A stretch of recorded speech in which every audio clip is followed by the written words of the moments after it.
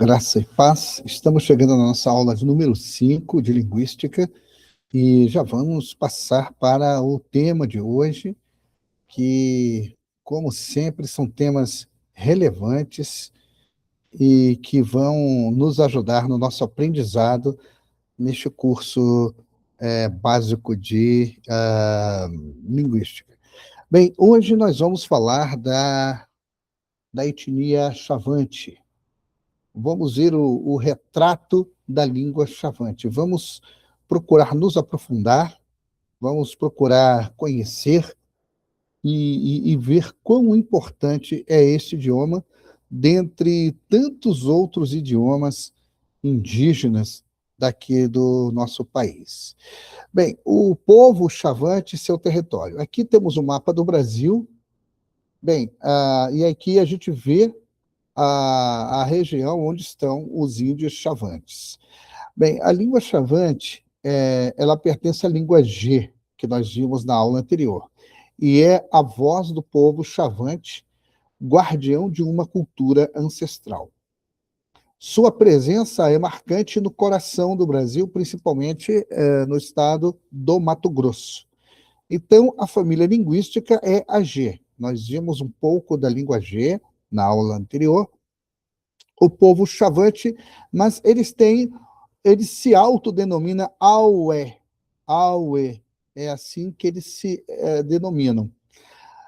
E a localização deles, opa, aqui, saltou aqui, a localização deles são as regiões do Araguaia e tem o famoso Parque Indígena do Xingu, no Mato Grosso.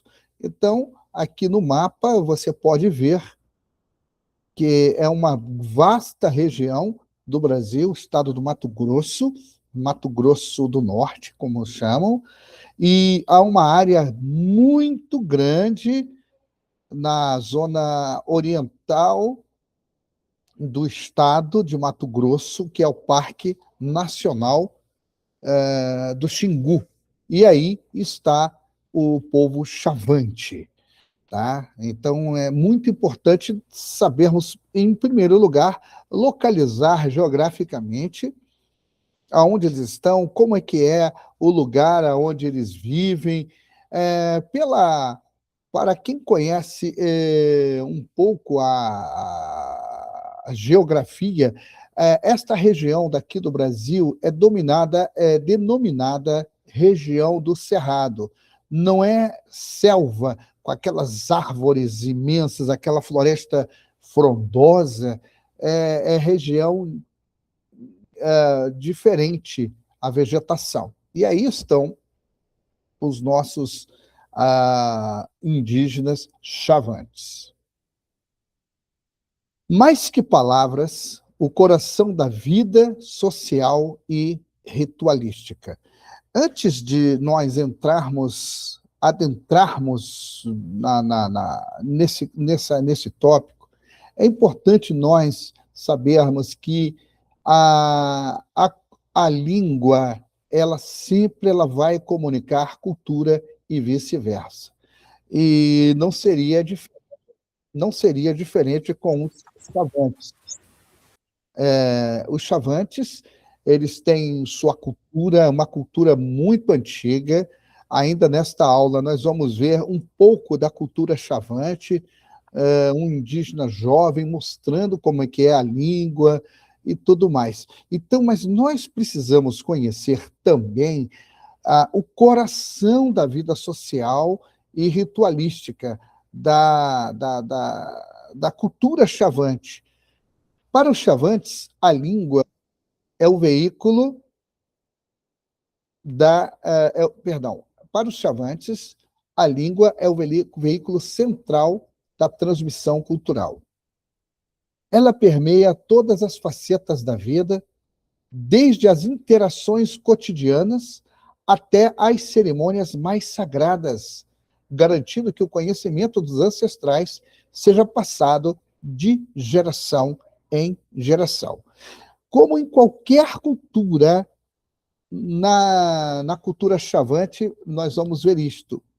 Eles têm a vida cotidiana, a língua, ela se reflete na vida cotidiana, nas cerimônias e rituais, nas relações comunitárias, na transmissão oral de conhecimento. Eu estava estudando sobre a cultura Chavante e um dos aspectos, de tantos aspectos culturais que eu estava vendo, era o luto, o funeral Chavante. É completamente diferente do nosso, porque a pessoa falece, aquela família, ela não faz nada. Outra família ou outro clã se encarrega de fazer tudo. É o outro clã que cava a sepultura, é o outro clã que faz a cerimônia de sepultamento, tem o sepultamento, a família enlutada ela é assistida pelo outro clã, e no final daquele período de luto, um membro do outro clã leva um bolo para aquela outra família enlutada. E esta família enlutada recebe aquele bolo, e aquele bolo ele simboliza o fim do luto. Na cultura Chavante, este bolo ele simboliza um momento, uma nova fase, uma fase de alegria, e a pessoa que faleceu, ela vai ficar apenas, óbvio, na saudade. Então, é um exemplo de como é a vida dos Chavantes. Eu não vou falar muito, seria muita coisa, mas a língua Chavante ela aparece aqui nesse círculo maior, e os círculos menores falam da vida cotidiana, as cerimônias rituais, as relações comunitárias e a transmissão oral de conhecimento.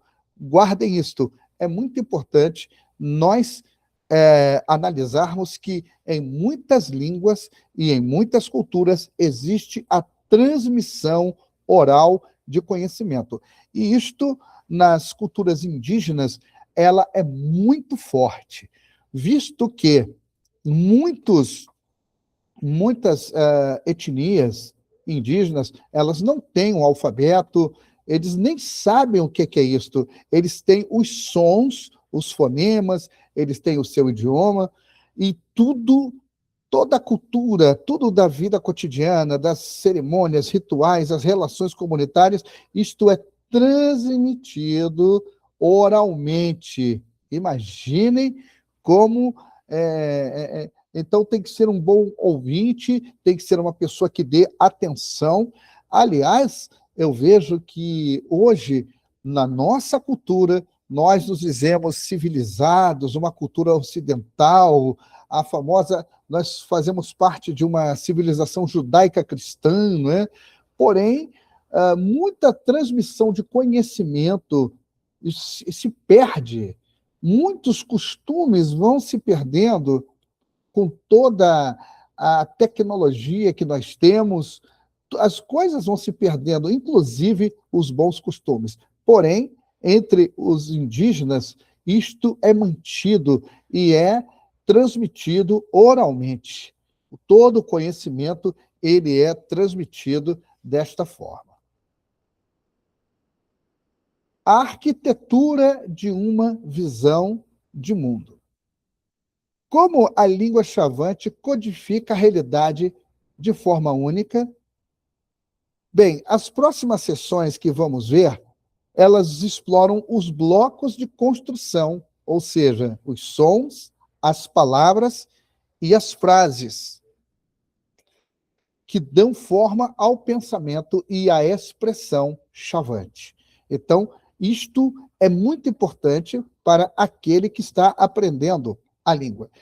Um vídeo que nós vamos ainda ver hoje vai nos mostrar um missionário já idoso, de avançada idade, um missionário alemão, que viveu muitos anos entre os Chavantes, e é impressionante como ele domina o idioma. É uma coisa impressionante. Então, e um indígena, ele disse que aprender o idioma Chavante não é difícil. Vocês daqui a pouco vão ver como é que isso se dá. Bem, os sons da tradição.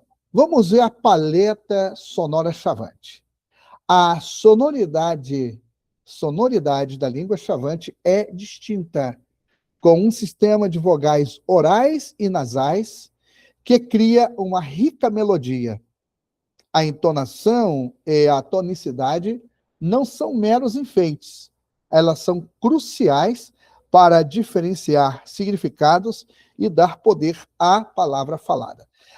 Eu estava vendo, e se der, eu vou ver se eu passo para vocês, que a língua chavante, ela, na sua forma gráfica, ou seja, com vogais, com consoantes, eles têm, em total, 17 consoantes, bem diferente das nossas, do número de consoantes que nós temos. Então, aqui, as vogais são orais, nasais, as consoantes, observem bem, elas são oclusivas, nasais, fricativas e aproximantes. Isso aí são detalhes que eu espero que nós tenhamos tempo para ver isto de uma forma audiovisual. E tem as suprassegmentais, tônicas, entonação discursiva. Isso é uma parte técnica, mas que faz parte da língua, da formação da língua e que, obviamente, vai trazer uma diferença entre a língua portuguesa e a língua chavante. O chavante é uma língua aglutinante. Nós vimos isso na aula anterior, já temos visto isso, já praticamente é a terceira aula que nós falamos disso. Em vez de usar múltiplas palavras separadas, ela anexa uma série de afixos, partículas de significado, a uma raiz verbal para criar palavras longas e complexas que podem conter a informação de uma frase inteira.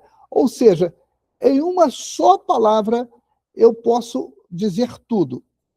Então, eles têm aqui o tempo, como nós temos, passado, presente e futuro, modo indicativo e imperativo, pessoa, quem realiza a ação, o número, singular, plural, e aspectos gramaticais. Evidencialidade, como o falante sabe da informação. É claro que aqui não é um curso de língua chavante. Eu não sou professor de língua chavante. Aqui é uma aula de linguística. Nós estamos vendo somente a estrutura da língua. Aqui está a anatomia de um verbo complexo. Então, observem bem, está dividido por cores. Temos a raiz verbal, ou seja, define a ação principal.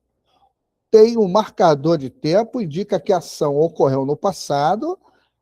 Marcador de pessoa mostra quem realizou a ação. Marcador de número especifica se a ação foi singular ou plural, que é igual a esta palavra complexa final. Observem bem que nesta frase aqui, somente nesta uma palavra, perdão, ela é uma frase completa e complexa. Então, como eu não sei a língua chavante, se eu soubesse, eu expressaria aqui uma frase. Porém, um exemplo, eu fui à escola. Eu uso várias palavras aí para expressar esta ação. Eu uso o pronome eu uso o verbo fui, eu uso o a e ainda tem a escola. Eu coloco 4 palavras para falar de uma ação, enquanto que no idioma chavante, eles só usam uma palavra praticamente para expressar tudo isso. Então, este processo permite que um único verbo expresse nuances que em português exigiriam uma sentença completa, demonstrando a eficiência e a elegância da estrutura morfológica chavante. É este o grande detalhe e a grande beleza, e como diz o nosso texto aqui, a elegância da estrutura morfológica desta língua. Observem bem, nós temos aqui a comparação do português e o chavante, a língua chavante. Então, eu tenho a frase: o caçador viu a onça. Então, aqui está o sujeito, o verbo e o objeto, certo? Repito, o caçador viu a onça. Na língua chavante, eu tenho o sujeito, o objeto e o verbo. Então, é a estrutura da literalidade que saiu aqui em inglês. O caçador, observem bem, o caçador a onça viu. Esta inversão da posição do verbo demonstra como a língua chavante organiza a informação, apresentando todos os participantes e elementos antes de revelar a ação que os conecta. Então, somente isto daí demonstra como é a estrutura da língua. Então, vamos aqui fazer uma recapitulação. O caçador, a onça viu. Então, esta inversão da posição do verbo, ela vai demonstrar como a língua, ou seja, a estrutura da língua, organiza a informação, apresentando todos os participantes e elementos antes de revelar a ação que os conecta.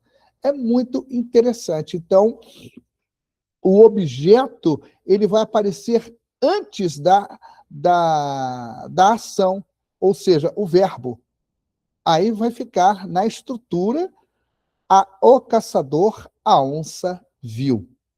E assim vai ser com muitas palavras. Então, esta é a estrutura gramatical da língua chavante.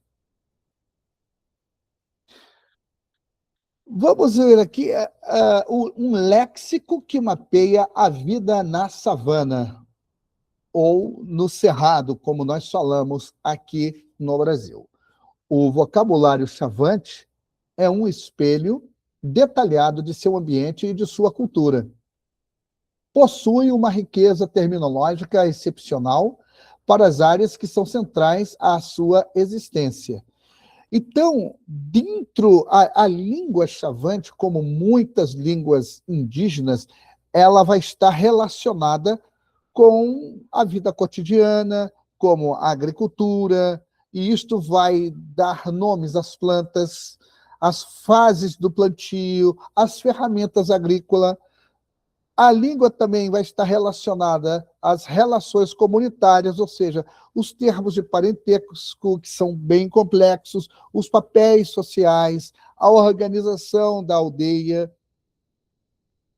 nos rituais, que para os indígenas chavantes é uma coisa muito importante, são dentro da língua haverá os nomes das cerimônias, os cantos sagrados, os objetos rituais.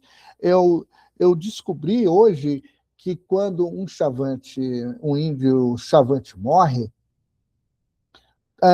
no funeral, no enterro dele, vão acompanhados objetos que ele usava em vida, o cocar, as penas, os instrumentos musicais, se é que ele tocava. Então, tudo isto tem um nome na língua chavante. E com relação à caça e à pesca, que é uma prática muito comum dos indígenas chavantes, os termos para a fauna local, as técnicas de caça, as partes dos animais. Então, tudo isto vai mapear a vida e o léxico da língua chavante.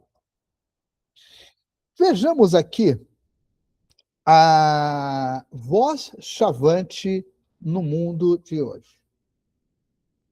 Após explorar a complexa arquitetura da língua, voltamos para olhar para seu lugar no presente, como essa voz ancestral navega os desafios e as oportunidades do século XXI. Então, é uma pergunta, assim, para nós analisarmos. Pelo menos eu que não sou estudante da matéria, eu estou estudando, eu estou vendo isto, e eu vejo que hoje os indígenas, não somente os chavantes, mas muitas etnias alcançadas, né, pela civilização aqui no Brasil, eles estão bem integrados com as coisas da sociedade. Você pode ver nessa fotografia um indígena chavante com um tablet na mão. E esta imagem ela é muito simbólica. Ele pintado com um short, inclusive de uma marca muito conhecida, sentado numa construção típica dos indígenas e com um tablet na mão, que é um objeto bastante moderno, mas é um indígena quem o está usando. Ou seja, muitos indígenas estão integrados às coisas da civilização, mas não estão deixando de lado a sua cultura, que é importante. É uma coisa muito importante. Então, isto para nós analisarmos é uma pergunta. Nós vimos a estrutura da língua, certamente eles usam a estrutura da língua para se comunicar, eles têm redes sociais, vocês vão ver daqui a pouquinho um indígena que tem um canal de YouTube, não é somente eles, centenas de indígenas têm redes sociais, fazem divulgação da sua cultura, tem sido, inclusive, um intercâmbio muito grande. E para mim, por exemplo, e para nós que estamos envolvidos com a obra missionária, seria muito bom nós darmos uma olhada nesses canais, nessas redes sociais de indígenas, para que nós conheçamos. Um dos grandes problemas nosso é que nós não nos interessamos no conhecimento. E é uma grande verdade. Eu fico pensando, como é que eu quero ser um missionário se eu não tenho desejo de conhecer? Eu ontem, por exemplo, eu fiz uma pesquisa sobre um aspecto da obra missionária e isso me consumiu o dia inteiro, somente num aspecto. Então, eu me interesso. E um dos grandes problemas de muitos missionários que fracassam, que têm problemas no campo missionário, é exatamente porque não têm interesse em adquirir conhecimento. É o conhecimento teológico, é o conhecimento bíblico, doutrinário, e também o conhecimento das coisas afins que fazem parte da vida de um missionário. Então, aqui, o indígena nos está dando um exemplo claro desta integração de uma cultura antiquíssima, que nós chamamos de indígena, nós que somos civilizados, mas ele está aí com um tablet na mão. Bem, aí nós vemos com um grande problema, é um desafio que eu coloco aqui para nós, é esta resiliência entre a resiliência e o contato. Ou seja, por que eu falo de resiliência? Porque todos os indígenas, eles fazem de tudo para manter a sua cultura, a sua tradição, os seus idiomas. Então, como é que fica isto? E tem o lado do contato. Nisto nós vamos ver a vitalidade da língua, como a língua ela prevalece aí. A língua chavante permanece ativa e vibrante, sendo o principal meio de comunicação em muitas comunidades.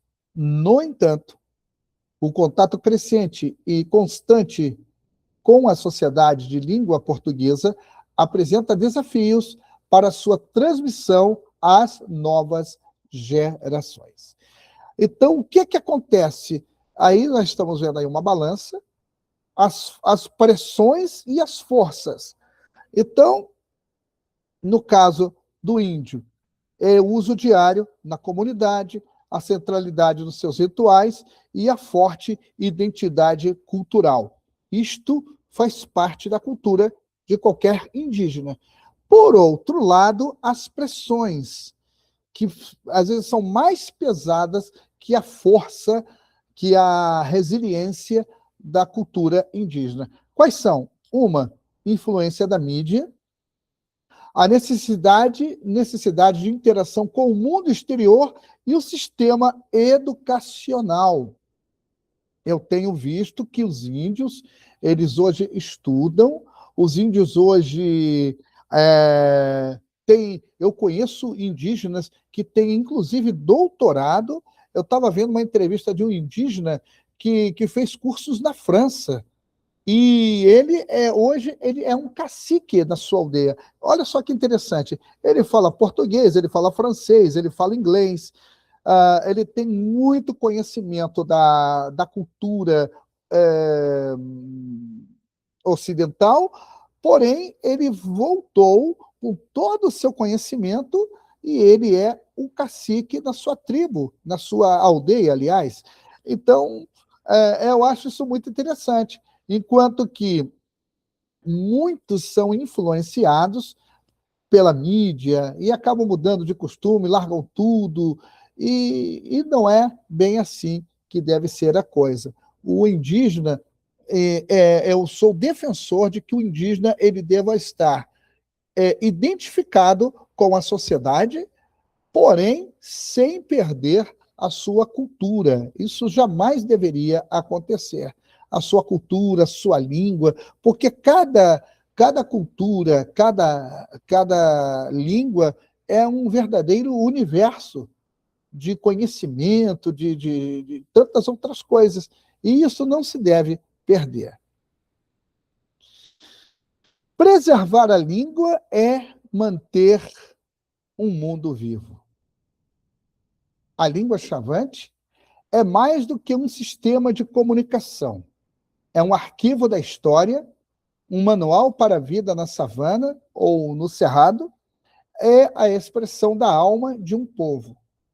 Cada palavra mantida, cada frase ensinada a uma criança é um ato de resistência cultural e uma garantia de que a singular visão de um mundo chavante continuará a existir.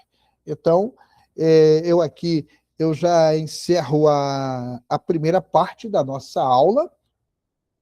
Deixo de compartilhar aqui, volto aqui a nossa tela, e vocês podem ver como é importante. Eu me empolgo com isso. Se eu pudesse, eu passaria toda a minha vida tanto como estudando, como que praticando todo o meu conhecimento nestas áreas, porque é muito bonito nós podermos falar de Jesus a essas pessoas, nós podermos compartilhar o evangelho da graça de Deus a estas pessoas. Muito bem, eu vou passar então aqui agora, deixa eu ver aqui, deu aqui uma pequena travadinha.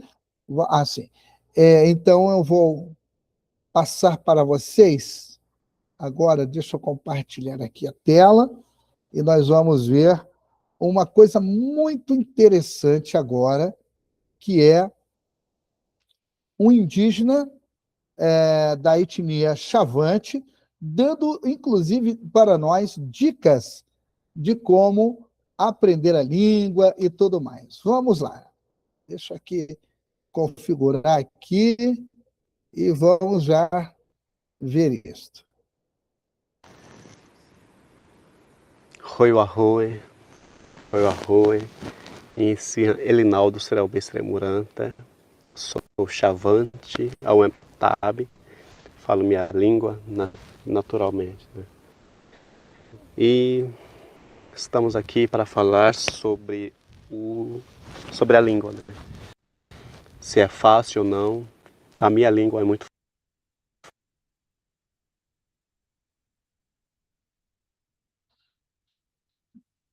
Tem um pequeno problema aqui. fácil, muito simples de entender. Se compara mais ou menos com a língua inglesa, né? Onde você só utiliza os mesmos verbos, as conjugações do singular e plural, né? São os mesmos que repetem, entendeu? Então, só para dizer para vocês que não é complicado falar a língua chavante, né? A língua chavante é muito simples, é muito básico. Você, entrando na aldeia, você consegue se comunicar por meio das crianças. Esse é o grande segredo para todas as línguas. É o grande segredo de você entrar em uma realidade e já interagir com as crianças, porque as crianças são interativas. Elas expressam, elas falam, elas dão exemplo, entendeu? Então, você se sente mais familiarizado com as crianças, né? Porque as crianças brincam, você consegue, né, acompanhar ela, você consegue, né, se localizar na língua deles, pelo sinal, pelos gestos e tudo, né? Então é isso, né? Dizer para vocês que a língua chavante é fácil. Fácil, basta você entrar na aldeia, né, conversar, ouvir, né? Tem um ditado que os japoneses usam, né, que é: mesmo não falando a língua do local, né, que é estrangeiro ou diferente, né, você não escuta, se você não escuta, você não vai entender. Apesar apesar das diferenças nas línguas, né, é importante que você ouça primeiro, né, quem está dizendo, o que ela está fazendo, o que ela está expressando. Então isso é importante, a grande verdade é isso, né. Se você não escuta, você não vai entender. Se você escutar e ouvir, vai entender o que a pessoa está falando. Entendeu?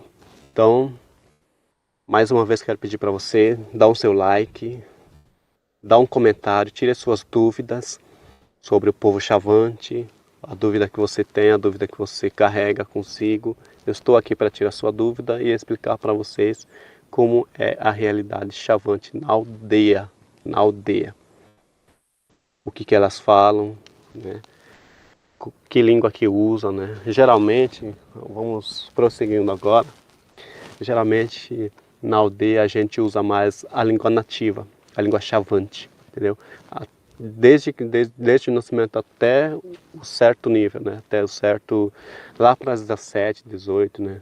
Mas a partir da 14 anos, né? A pessoa já, um chavante, o MTAB, já começa, né, ter essa aula de português na escola, né, que a escola proporciona isso, né, aprender a língua portuguesa e em seguida a língua inglesa, né.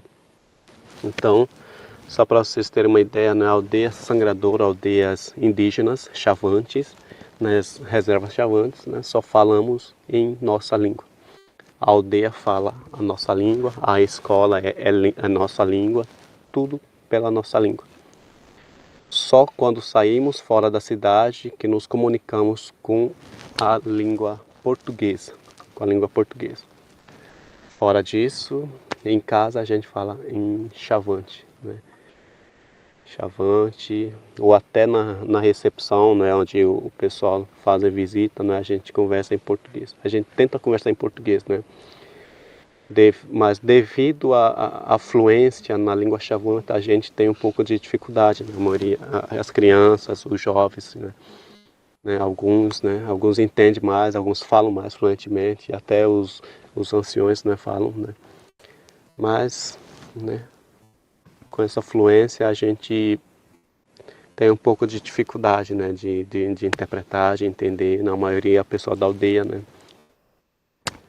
E é isso, né? Porque para nós é necessário falar língua chavante, né? Língua chavante é necessário, na aldeia é necessário acompanhar, né, a tradição, né? Porque a tradição é muito forte ainda, os costumes é muito importante para o povo chavante, né? Falar a língua, ter cabelo, e tudo. Então, tudo isso acompanha a nossa língua também, entendeu? A nossa língua. A nossa língua é muito forte ainda, né? A gente domina ainda, desde pequeno até criança. Tanto é que a escola colocou uma matéria sobre nossa língua, que é a língua materna, numa aula sobre a língua materna e os artesanatos, né? Então, ficamos por aqui.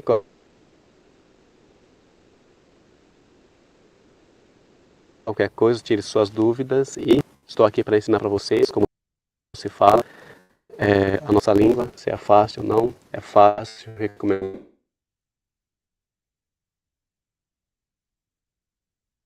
aprender e capricha lá na aldeia.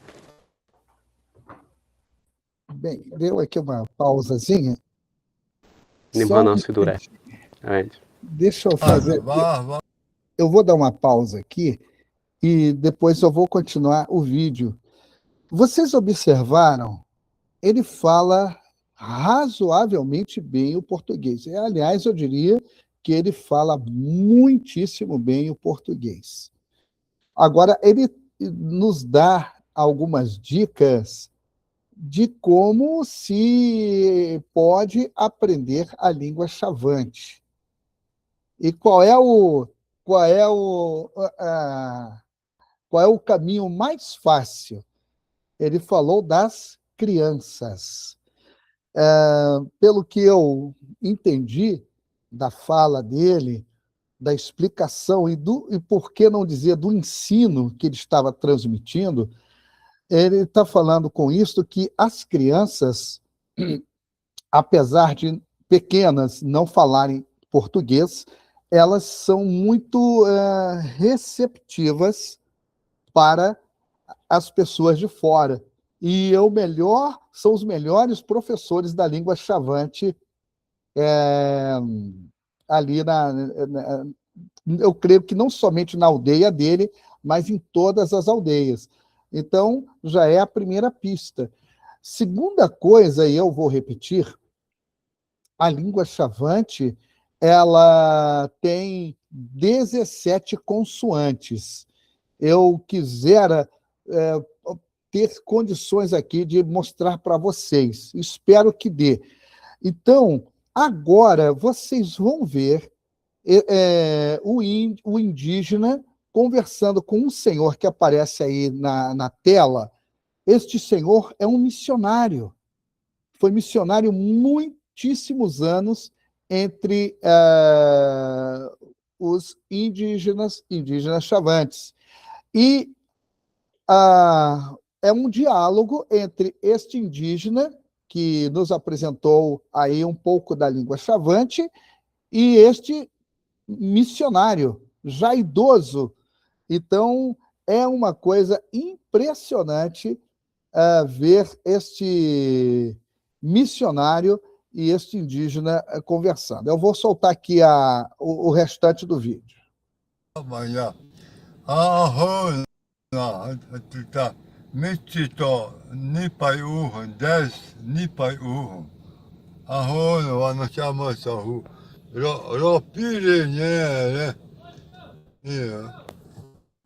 Niwa ma omni asilo na wa na simapa mariha uta ahva maiwi uta simipa uta mai vosuni E manter maior sulit para mim optonal todo mando. Optonal anureta assa rebate breha aí não pré o aí mano. Lá o 7 metros. Tá, o tatadure pap tá, tomando. Eu é teto. Eu amo no MSA, né? Naroa. E a Naroa e a Bariu e Tepa. Eu amo nesse aí, mano. Caçada U, eu é MSA, né?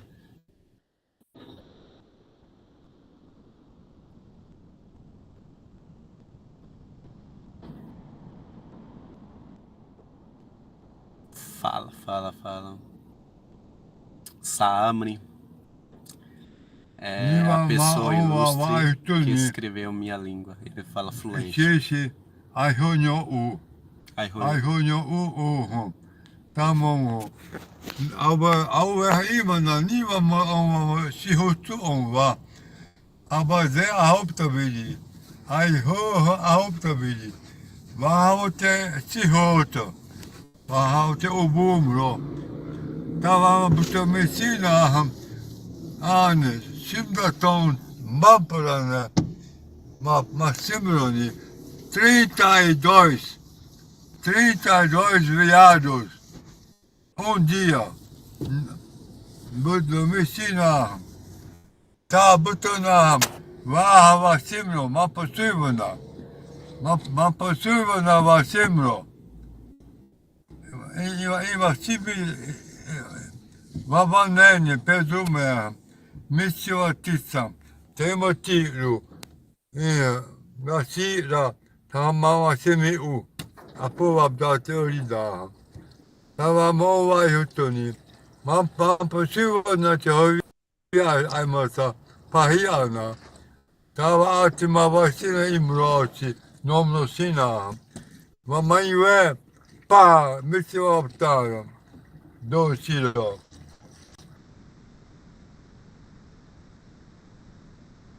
Muito bem. Eu vou deixar de compartilhar agora. E vocês podem observar, olha, sinceramente, quando eu vi este vídeo, eu fiquei emocionado. Pelo fato de um missionário, ele não é brasileiro, ele era, que ele já faleceu, esse senhor. Esse vídeo foi gravado há uns 6, 7 anos atrás, e ele falando fluentemente. Vocês podem ver no vídeo que o índio disse, ele fala assim, ele fala e escreve. Ou seja, este missionário dedicou a sua vida para aprender o idioma dos indígenas. Então, sinceramente, se isso não lhe comover, eu sinceramente acho que alguma coisa não está bem com a gente, porque realmente é comovente isto, um missionário que se dedica a um povo a ponto de falar fluentemente um idioma que aparentemente para nós é difícil. Então, aí a gente vê como é importante o estudo da linguística. Um bom missionário transcultural, ele tem que ter pelo menos um conhecimento básico da linguística, por mais básico que seja, porque cedo ou tarde, ele, dependendo do povo que ele vai estar, se for um povo de língua ágrafa, nós já sabemos o que é uma língua ágrafa, como que ele vai transmitir o conhecimento bíblico? Eu estava vendo sobre um povo que já foi alcançado com o evangelho há mais de um século. Porém, por várias questões, este povo ainda não tem a Bíblia no seu idioma. E, segundo as informações que eu obtive, é uma língua difícil, não tem quem traduza ali corretamente as expressões, e com isto é um povo que está se perdendo. Realmente eu fico muito triste quando chega ao meu conhecimento isso. É por isso que eu sou um pouco até radical, eu me considero um pouco radical nesse sentido. E eu parto do seguinte princípio: nós temos que fazer alguma coisa. Nós temos, sim, que nos preocupar. Eu tenho estado muito preocupado ultimamente, e eu já falei isso aqui em algumas aulas, uns indígenas da etnia Guarani, que estão aqui no nosso estado, a menos de 4 horas de viagem, em Paraty, e estão lá, jogados, literalmente jogados. Eu conversava com a minha filha outro dia, ela está triste, porque ela vai precisar sair desse lugar. Ela é engenheira agrônoma, ela ajudou esses indígenas a plantar, ela os ensinou a plantar feijão, minha filha é engenheira agrônoma, e por questão da sua profissão, ela precisa sair dessa região. E ela me disse com muita tristeza, pai, eu não vou poder mais ajudá-los. Mas quem é que pode ajudá-los?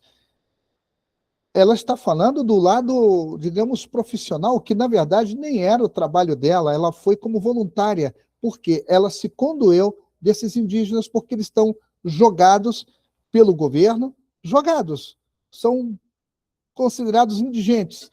As crianças passam necessidades, têm enfermidades, muitas pessoas doentes por causa da água não é das melhores, e ela passou isso para mim. E eu estou de pés e mãos atados para ir ali 4 horas, menos de 4 horas de viagem. Então, sinceramente, eu gostaria de ir porque ela já fez o contato, ela conhece a liderança dessa aldeia, e ela me passou a seguinte mensagem: pai, vê se vocês podem fazer alguma coisa por eles. Eu fico assim, meu Deus, isso me comove, sinceramente, isso me comove. E se isso não comover a Igreja de Jesus Cristo, indígenas que moram aqui no nosso país, estão aqui perto da gente, e se a gente não se comove, alguma coisa não vai bem com a gente, sinceramente. E para isto precisamos estar preparados espiritualmente, intelectualmente, ou seja, ter o conhecimento bíblico doutrinário e teológico, além da formação missiológica. Porque sem isto é muito difícil. Imagina a gente chegar numa aldeia e não conseguir se comunicar. Como é que fica? Aí, como é que vamos falar de Jesus? Como é que eles vão ouvir de Jesus? E num caso mais sério, se eles não têm na sua própria língua um alfabeto, é uma língua ágrafa, como é que vai fazer a coisa?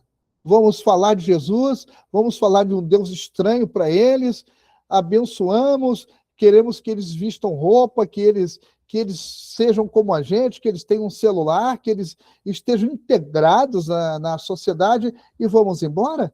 E como é que eles vão ser discipulados? E como é que eles vão fazer outros discípulos? Como é que um dia essa etnia vai se apresentar lá na eternidade, como diz, de toda língua, tribo, povo e nação? Como é que fica isto? Então, fica aqui uma advertência para nós, que Deus nos dê graça, que Deus abra os nossos olhos e vejamos, como diz a palavra, que os campos estão brancos para a colheita. Esta aqui é a grande verdade. Bem, eu paro agora de gravar e vamos